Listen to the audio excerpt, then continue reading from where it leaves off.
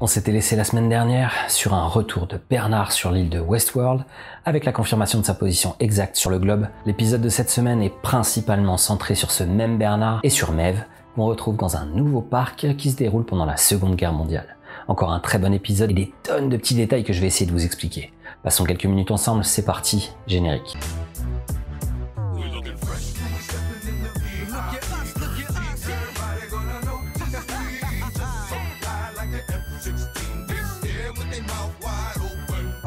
L'épisode débute exactement là où on avait laissé Maeve dans cette bâtisse à la toute fin de la Seconde Guerre mondiale. Les choses n'étaient pas encore claires la semaine dernière et je me demandais si on était en France occupée ou en Italie, mais on se trouve définitivement en Italie. Et plus précisément dans la région de Frosinone, comme on le verra un peu plus tard. Maeve comprend rapidement qu'elle a été réintroduite dans un des scénarios du parc, et plus précisément dans Warworld, elle retrouve rapidement Hector qui joue ici le rôle de résistant. Vous allez me dire c'est étrange la résistance en Italie parce qu'elle faisait partie des alliés de l'Allemagne pendant la guerre. Mais en fait, les événements du parc se situent aux alentours de 43 ou 44, juste avant la libération de l'Italie par les troupes américaines. Un comité de libération de l'Italie avait été fondé en 43 et le groupement des partisans, l'équivalent de notre résistance, avait été formé ou envoyé derrière les lignes allemandes sur le territoire italien. D'ailleurs, c'est un peu avant la guerre que la chanson Bella Ciao avait été écrite pour créer le mouvement antifasciste qui a réussi à destituer et à exécuter Mussolini en 1945. Donc Maeve se trouve en territoire d'occupation allemande, quelques temps avant l'arrivée des troupes françaises et américaines. Je dirais même qu'on devrait logiquement se situer en 44, mais j'y reviendrai juste après. Maeve espère profiter de sa situation pour s'évader une nouvelle fois et amener cette fois-ci Hector pour quitter définitivement le parc parce qu'elle sait que la vallée de l'au-delà n'est plus accessible et elle ne pourra donc plus jamais retrouver sa fille. Mais elle se rend compte dans sa fuite qu'Hector est perdu dans une boucle et qu'elle se retrouve donc encore dans un scénario du parc. Elle décide donc de mettre fin à ce scénario en se suicidant. Une fois de retour dans les locaux de Delos, elle retrouve les employés du parc avec surtout Lee Sizemore, qu'on pensait logiquement mort après la volée de cartouches qui s'était pris dans le corps en fin de saison 3. Je ne résume pas l'épisode ici, si vous regardez cette analyse, c'est que vous l'avez vu, donc la copie numérique de Sizemore essaye de guider Maeve vers la forge en lui expliquant que le choix de Warworld était stratégique pour qu'elle puisse retrouver sa fille. La manigance est plutôt habile, et là où Bernard s'était fait avoir la saison précédente, en étant interrogé sans vraiment s'en rendre compte, on voit que Maeve se rend rapidement compte qu'elle s'est fait avoir et qu'elle se trouve dans une simulation numérique. Quoi qu'il en soit, le scénario qui débute l'épisode met en avant une carte recherchée par l'armée allemande et qui aurait été volée par les partisans. On découvre en s'attardant un peu sur cette carte que les faits se déroulent à Frosinone et que la carte concerne une bataille essentielle de l'histoire italienne, la bataille de Monte Cassino. Il y a plusieurs références historiques dans cet épisode, en dehors du fait qu'il se déroule peu de temps avant la libération de l'Italie et pendant l'occupation allemande. On voit d'abord pendant la discussion entre Maeve et Sizemore une image de Winston Churchill. La première raison, c'est que Lee Sizemore serait passionné d'histoire et de cette période en particulier, mais aussi à cause d'une citation importante de Churchill juste avant cette bataille de Monte Cassino. Dans la matinée qui précède, Winston Churchill télégraphie au général Alexander, commandant du 15e groupe d'armée, « Toutes nos pensées et espérances vous accompagnent dans ce qui, je l'espère, et je le crois, sera une bataille décisive, avec pour objectif la destruction totale des forces armées ennemies au sud d'Europe. » Cette bataille a été très importante dans l'histoire de la Seconde Guerre mondiale parce que c'est elle qui a permis aux armées de reprendre la capitale romaine et donc destituer Benito Mussolini. La découverte de Maeve de ce piège un peu maladroit pour essayer de tirer d'elle des informations importantes sur la vallée de l'au-delà révèle encore une fois une référence à Matrix. La simulation dans laquelle elle se trouvait montre des failles et des bugs d'affichage qui confirment sa théorie. Elle comprend à ce moment précis qu'elle doit sortir de cette nouvelle boucle dans la boucle et pour ça elle doit littéralement faire planter le système. La copie de Sizemore découvre également qu'il n'est qu'une copie et il le fait face à un groupe d'androïdes pas encore en fonction. C'est un joli parallèle de lui qui n'est que la copie d'un esprit qui n'existe plus et eux qui ne sont que des coquilles vides qui attendent une copie d'un esprit fabriqué. Maeve relève ce problème en citant Theodore Parker avec la phrase « L'univers ne s'incline pas devant la justice ». C'est une des phrases essentielles du courant transcendentaliste. Le principe de base de ce mouvement était que la société et les institutions étaient une corruption de l'être humain qui était naturellement bon et qu'une communauté ne pouvait être formée que d'être autonome et indépendant. L'exact opposé de la structure mise en place dans les parcs de Westworld où le groupe est primordial, un peu à l'image d'une fourmilière, et les prises de pouvoir de Maeve et Dolores sont donc des irrégularités. Maeve essaye alors de retrouver une porte de sortie pour définitivement faire planter le système dans lequel elle se trouve. En plus du premier bug qu'elle a provoqué en dévoilant à Sizemore le fait qu'il n'était qu'une copie d'un cadavre, elle propose à l'ordinateur une énigme insoluble pour une machine. Pour ça, elle pose une simple opération qui est un croisement élégant de mathématiques et de philosophie. La racine carrée de -1 est dans l'absolu totalement impossible pour une calculatrice ou un ordinateur classique. En maths, la racine carrée de x est le nombre qui est élevé au carré est égal à x. Le truc, c'est que si on multiplie le même nombre négatif par lui-même, ça donne automatiquement un nombre positif. Et si on multiplie deux nombres positifs, le résultat est lui aussi positif. Donc concrètement, le résultat de la racine carrée d'un nombre négatif est en pratique impossible. Pourtant, quelques mathématiciens ont découvert que l'opération était possible avec un nombre imaginaire, i.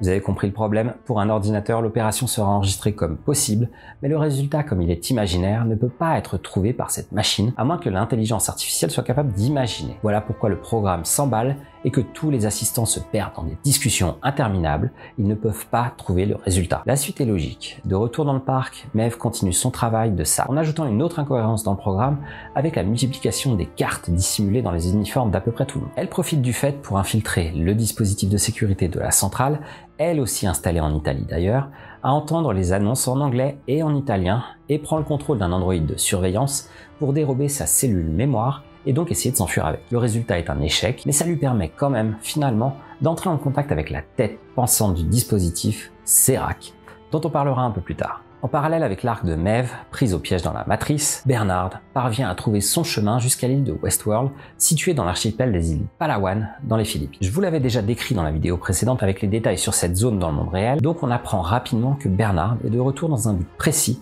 celui de retrouver Maeve, pour l'utiliser face à la toute-puissante Dolores. Il reprend logiquement le chemin de la cabane, au fond du jardin, qu'on avait découvert au cours de la saison 1 et là où il avait exécuté Teresa sous les ordres de Ford. On revoit d'ailleurs la trace sur le mur où il l'avait assassinée. Au sous-sol de cette maison, caché derrière des exemplaires de Bernard hors service, on découvre le corps de Stubbs qui s'était visiblement tiré une balle dans la tête, mais Stubbs n'est pas mort et Bernard découvre ce qu'on savait déjà, c'est-à-dire que le responsable de la sécurité était bel et bien un hôte qui avait la charge de la protection des autres androïdes du parc, et plus précisément celle de Bernard. Comme il le pensait évadé, il n'avait donc plus aucune utilité et avait tenté de se détruire en visant le dispositif explosif des autres à la base de la nuit. Bizarrement, il s'est planté et je suis persuadé que ça faisait partie de son programme.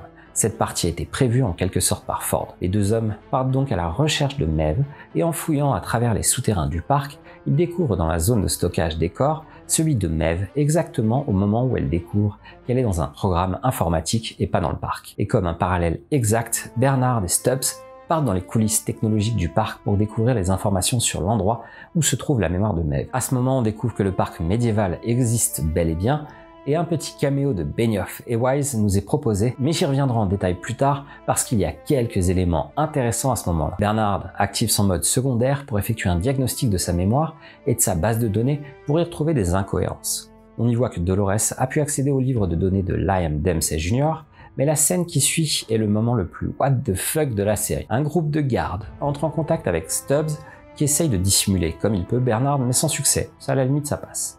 Il réussit à maîtriser deux hommes, ce qui est à la limite probable, même s'ils sont surarmés par rapport à lui, mais la suite est totalement incompréhensible. Il s'équipe d'une hache, ça c'est classe, d'accord, mais il veut attaquer un groupe de 5 gardes armés de fusils automatiques. Non seulement il arrive à se débrouiller pour en désarmer et neutraliser 2 par surprise, mais à la fin du combat il ressort victorieux, 2 sont à terre et 4 partent en courant avec leur fusil automatique à la main, alors que Stubbs n'a toujours qu'une simple hache pour se défendre. Je pense que ce moment est un passage obligé du scénario et que Bernard est pris dans un piège qu'il ne maîtrise pas vraiment. On s'en rendra compte un peu plus tard, je pense. Je peux donc un peu plus m'attarder sur le caméo de David Benioff et de D.B. Weiss dans la scène qui dévoile le parc médiéval au moment des recherches de Bernard et Stubbs. Ils apparaissent en tant que techniciens du parc qui discutent de l'opportunité de revendre quelque chose à une start-up lancée au Costa Rica. Et à ce moment-là, on découvre qu'ils travaillent sur un dragon Android que Daniel Weiss s'apprête à découper avec une scie électrique. On reconnaît la Drogon de Game of Thrones, le dragon de Daenerys, qui s'était envolé après sa mort dans l'obscurité. Il découpe donc ce reptile pour le vendre à un parc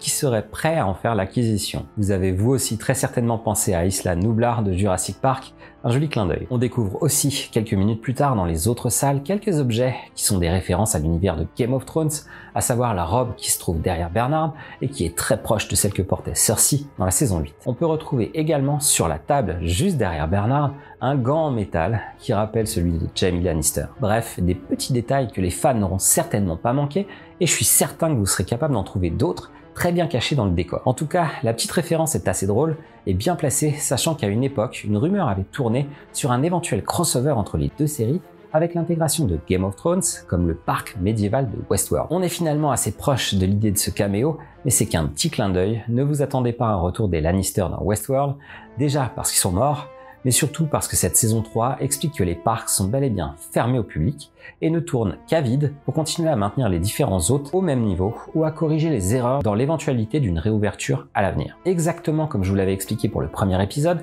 j'ai remarqué quelques détails depuis les différents trailers déjà qui me laissent penser à un parallèle avec le film Matrix. Je parlais la semaine dernière du terme divergence qui définit en informatique un ajout au système existant provenant d'un autre programme. Or, dans cet épisode, la seule fois où le terme divergence est utilisé, c'est quand on voit Bernard qui évolue dans le parc de Westworld. À chaque fois que c'est l'arc narratif de Maeve qui est traité, il n'y a pas l'écran qui indique la divergence dans le système. C'est tout à fait logique par rapport à ma théorie.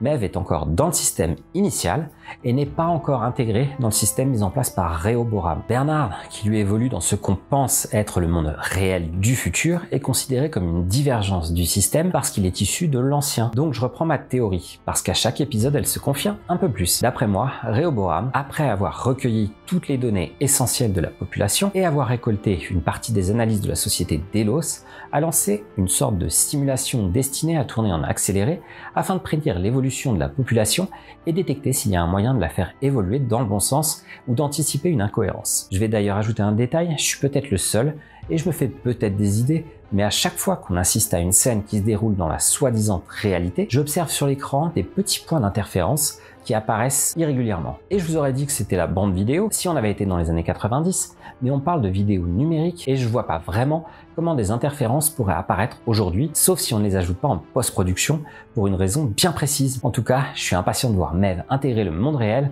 pour voir si le terme divergence précédera ces scènes ou si des points pourront être observés alors que jusqu'à maintenant, j'en ai remarqué aucun. Il avait été introduit dans les différents trailers de cette saison 3 et on savait que Vincent Cassel allait avoir un rôle important dans la série, mais ce Angerod Serac reste encore un mystère. On le découvre pour la première fois dans cet épisode face à Maeve.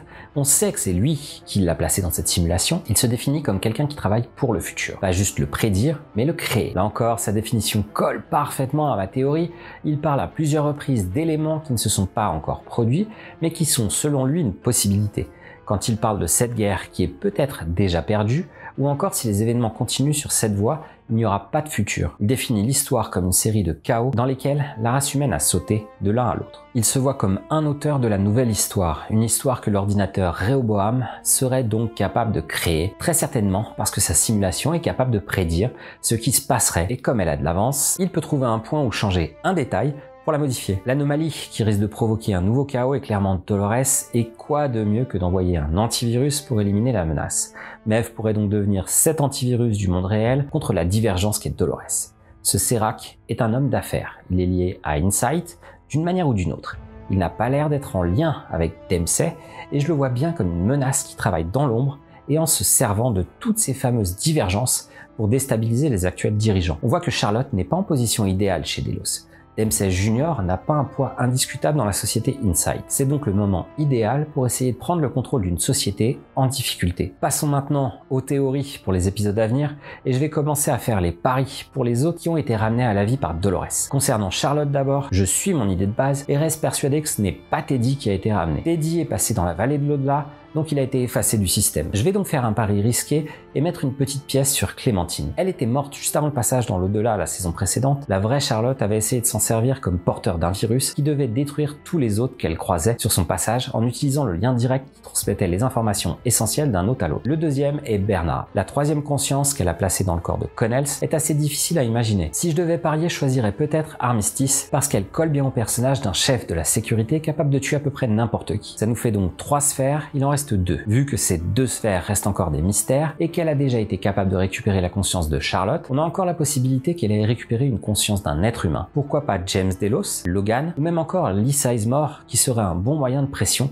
à utiliser contre Maeve à l'avenir. Et pour la dernière, je suis persuadé qu'elle a récupéré celle de son père pour garder la clé d'accès à la vallée de l'au-delà et également pour des raisons sentimentales. Elle peut très bien avoir aussi récupéré une sauvegarde d'elle-même, mais là ce serait un peu tordu, donc on verra bien. Les trailers nous avaient montré l'arrivée des autres personnages importants, et je pense que l'arrivée de William serait assez logique, à voir l'importance de Serac dans la chaîne alimentaire de la société. Je crois qu'il va être obligé de sortir de son terrier pour reprendre le contrôle, même s'il a laissé les rênes à Charlotte. Et le dernier point, ce sera très certainement la construction d'une relation entre Dolores et Caleb, après qu'il ait réussi à la sauver. En tout cas, la saison est bien lancée, et elle annonce des bons moments d'action, mais aussi de torture cérébrale pour essayer de deviner qui est qui par exemple. J'ai bien aimé cet épisode encore une fois. Après s'être attardé sur Dolores, sur Caleb, on a retrouvé Maeve et Bernard. Je crois que maintenant, les rôles des uns et des autres vont commencer à se mettre en place et les événements vont pouvoir être lancés. On se retrouve la semaine prochaine, mercredi après-midi, pour une nouvelle analyse de Westworld. Si vous voulez être tenu au courant de la publication de mes vidéos, abonnez-vous et cliquez sur la cloche. Si vous pensez que mon travail est à la hauteur